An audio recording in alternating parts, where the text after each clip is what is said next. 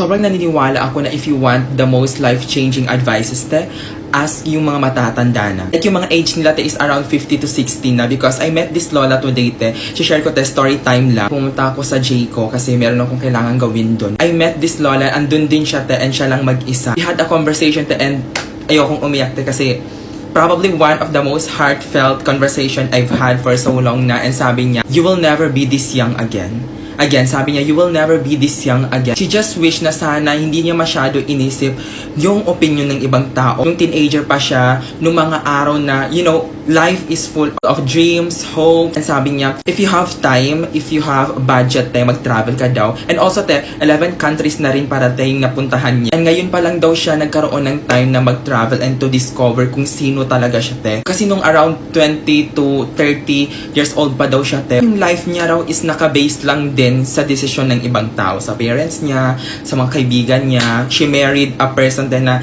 hindi niya man talaga gusto kasi, you know, parental daw, arranged marriage. Tapos ngayon, te, 76 years old siya, te, pero super ganda niya pa rin, te. Parang, wow ha, grabe naman yung pagka-baby face niya, te. Ngayon niya palang ginagawa yung mga bagay na dapat before niya pa ginawa. Pag-travel ka, big cringe. Kasi iba yung energy mo if nasa teenage years ka pa lang, te, kesa sa energy mo kapag, you know, matanda ka na maraming mga complications. Sabi niya, te, sakit sa rayuma, ganon.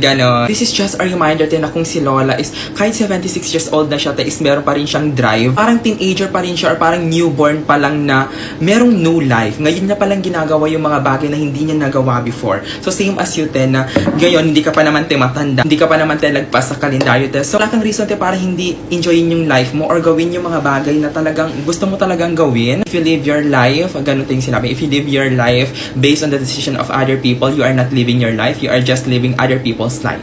Basta ganun, te, some sort of like that yung sinabi niya. Hindi na ako nakapag-picture, te, kasi super na-carried away ako, te, and naluluha-luha pa ako dun, te. Basta napaka-heartfelt. Like, those conversation, te, is what I really need, and parang naging validation na rin yun sa akin na I'm really doing the good thing. If meron kang exit plan, just to follow kung ano talaga yung gusto mo, te, then do it, te. Every single day, tinitake lang natin for granted. Always natin inisip na meron pang bukas.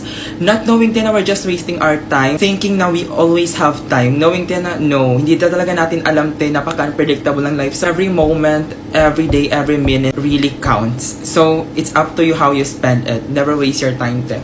Wala, sa kay Lola dyan, hopefully mapanood mo to. And thank you, te. Thank you, te.